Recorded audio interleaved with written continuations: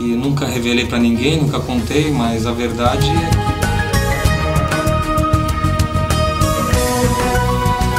que Aurélio Edgar morre assassinado no Timor.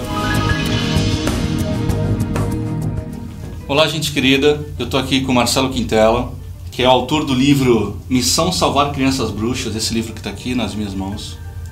E nosso formato de programa agora é entrevista, e eu vou trazer aqui personagens desse livro que foram expedicionários à África, que vão trazer um pouco mais de informações inclusive atuais do que está acontecendo no campo. E, em primeiro lugar, para abrir esses blocos de entrevista, eu trouxe o autor do livro, que eu já queria dizer, Marcelo, que eu fiquei bastante impressionado com esses relatos e que me tocou bastante no que diz respeito à realidade que aqui no Brasil nós não conhecíamos até então. Eu não conhecia, não tinha absolutamente ideia nenhuma do que acontecia lá, e eu tenho já muitas perguntas para te fazer. E a primeira delas, que me chamou a atenção, foi que logo na dedicatória desse livro, a dedicação é feita a um missionário no Timor-Leste. Um livro que foi feito sobre uma missão à África.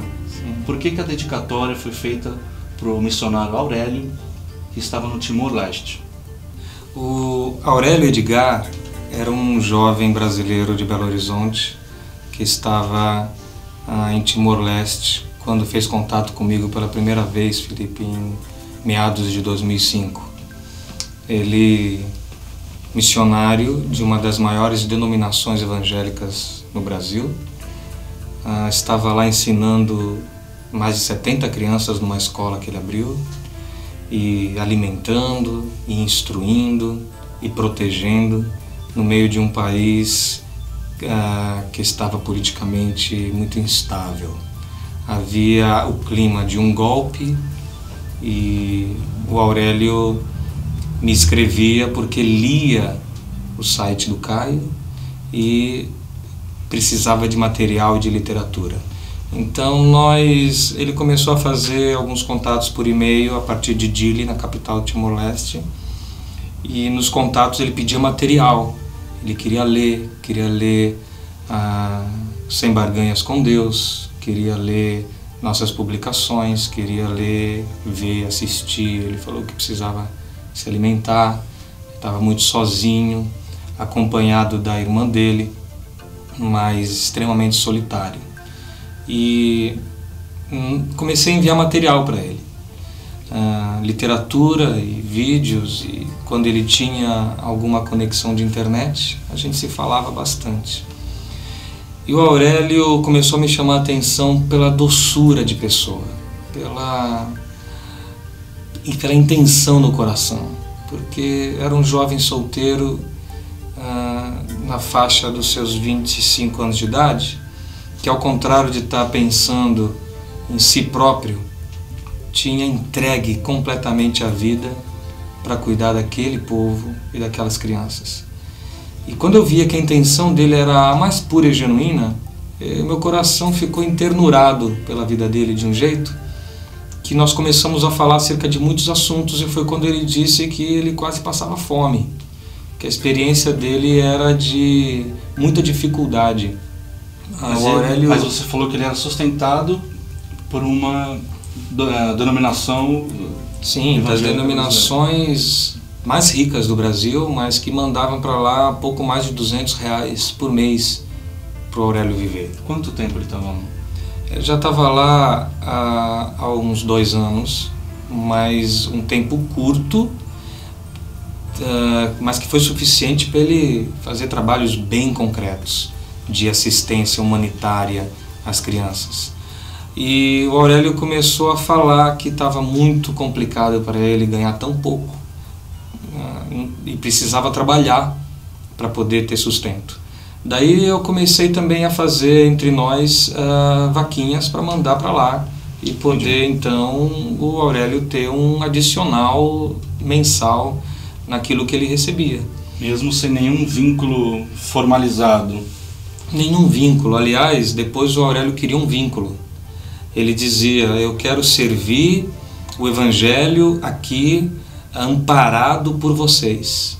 Sim. Porque a minha consciência caminha como a de vocês. É assim que eu entendo o Evangelho, a semelhança do que eu estou lendo no site.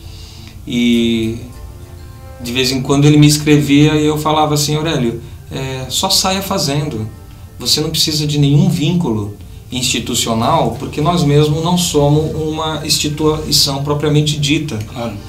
Mas a gente pode, você não precisa vestir nossa camisa para a gente te mandar dinheiro, recursos, material e amizade. E ele então agradecia tudo isso, mas tinha muita dificuldade de entender que isso fosse possível. Até que com a amizade ele foi compreendendo. Mas um dia ele teve um sonho. Ele sonhou que, uma passagem bíblica que dizia que os pais comiam uvas verdes e os dentes dos filhos que se embotavam. A acidez da uva verde que deixava os dentes cariados. E ele disse que isso tinha a ver com ele ter se alimentado de coisas que não prestam, ou seja, pura religião. Claro. E que agora ele não queria mais isso para a vida dele. Mas que, por outro lado, ele tinha medo de nos frustrar ou decepcionar se ele viesse a estar com o caminho. E eu falei para ele assim: ó, moço, você não vai frustrar a gente nem decepcionar a gente, é só continuar fazendo o que você já está fazendo, só que agora com o coração mais leve e alegre, sem as cobranças e os pesos institucionais. E ele, desculpa te interromper, mas ele já missionário no Timor-Leste, e você está me falando que ele teve um encontro com o Evangelho verdadeiro e genuíno num campo missionário. Foi, no meio de uma guerra danada, ameaças de golpe. Ele me escreveu um dia que estou saindo da cidade, tenho que subir as montanhas porque o povo está fugindo e o povo está sem alimento e eu vou junto levar alimento e remédio. E perdemos o contato por um tempo e eu estou chegando o dia em casa, todo cansado do consultório, passei pela sala, o Jornal Nacional estava dando a notícia: morre missionário brasileiro no Timor-Leste. Naquele mesmo segundo minha cabeça fez a ponte com a coincidência. Na mesma hora. Puxa, um missionário brasileiro no Timor-Leste, mesmo lugar onde está meu amigo Aurélio Edgar. Aí a Fátima Bernardes diz: o mineiro de 26 anos, Aurélio Edgar, morre assassinado no Timor. Aí meu coração derreteu. Chocante, né? Sentei na sala, no sofá, falei para minha mulher, falei: eu não acredito, mataram o Aurélio. Aí eu escrevi pro Caio na mesma hora, falando: Caio, nosso menino no Timor foi assassinado. Um pessoal, uns gangsters, uma turba parou o carro dele, tentou puxar a irmã pela janela. Ele saiu do carro para defender a irmã e uma adaga, enfiaram uma adaga no pescoço dele. A adaga entrou e saiu rápido, mas o suficiente para seccionar a artéria dele. O Aurélio foi sangrando, ele mesmo dirigindo o carro até o hospital e desfaleceu e faleceu à porta do hospital. E aí eu fiquei escrevendo para ele: Aurélio, sei que você não está mais aí, mas se alguém tiver aí, manda algum contato. Inclusive você relata esse e-mail na dedicatória.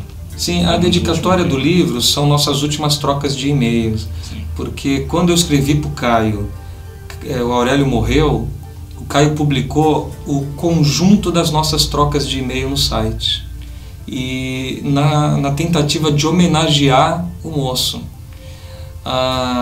E a partir daí foi que eu tive um problema sério, que nunca revelei para ninguém, nunca contei, mas a verdade é que o corpo do Aurélio não era transladado ao Brasil, demorou, foi para a Austrália, e toda hora na TV a mesma coisa, e o Itamaraty negociando o translado do corpo do jovem. E a gente vendo tudo aquilo e lamentando que uma família ainda não tivesse recebido seu filho para sepultar no Brasil. Passado um período, eu recebi um telefonema de um pastor que se identificou e disse que muito burocrático e caro o processo de trazer o corpo do missionário. E para piorar, o missionário nos últimos meses estava em conversas conosco. E por isso ele, como pastor líder da denominação, estava sofrendo pressões institucionais para não assumir o encargo do translado do corpo do Aurélio. Então, se eu podia fazer a gentileza de tirar do site todas as trocas de e-mail do Aurélio conosco, porque do contrário ele não ia conseguir proceder o translado do corpo. E eu falei, pastor, eu não acredito que tenha alguma relação. Na verdade é um blefe, sabe, Felipe? Claro. Para que eu pudesse tirar do site aquilo que expunha a instituição. Uma instituição que negocia o corpo do seu missionário desse jeito não é uma instituição, é uma máfia. Sim, qualquer outra coisa. Qualquer coisa desse tipo. E eu disse para ele, como você sabe que no fundo quem ama o Aurélio sou eu, você sabe que eu vou tirar do site agora mesmo, se é isso que precisa para você trazer o corpo dele. Muito simples. Então, de nossa parte, pastor, você já conte com o fato de que já era. Apago tudo agora, nesse instante. E lhe agradeço se você trouxer o corpo do seu missionário, né, de volta ao Brasil. Aí eu fico muito grato que você tire tudo do site. Então, foi uma experiência que me lembrou muito quando Salomão tinha que decidir o que fazer com o neném que estava sendo pleiteado por duas mães. E quando ele disse, divide o neném no meio, dá um pedaço para uma e um pedaço para outra, uma das mães achou justo, concordou. A outra disse, não, dá para ela. E aí ele entregou para essa, que preferiu o neném vivo, porque o amava. Exato, do que com ela. Então ele tinha uma questão institucional e política para lidar, que era a possível traição do jovem, a camisa que o jovem vestia, apesar de ser abusado por eles e não ganhar dinheiro algum para sobreviver. E eu tinha só a questão de que eu queria muito que o corpo dele viesse para o Brasil e acabou. Então, imagina, para mim, tirar do site e esquecer desde 2006 até hoje, 2012, essa história, eu esqueci essa história, mas eu, na hora que escrevi o livro, pensei, eu vou homenagear então o Aurélio nesse livro. Apesar de não contar essa história, obviamente, porque o livro não tem esse objetivo. Mas a homenagem ao Aurélio é a homenagem que eu faço a todos os jovens idealistas que deixaram suas casas, o conforto de seus lares, o seu futuro, para se dedicar ao próximo com integridade de coração, com a alma mais devota e fazendo ao próximo como quem faz a Deus, fazendo ao próximo. Então, o Aurélio é um símbolo. A dedicatória é a todo o pessoal que está solitário nos campos do Senhor pelo mundo. Essa é que é a verdade.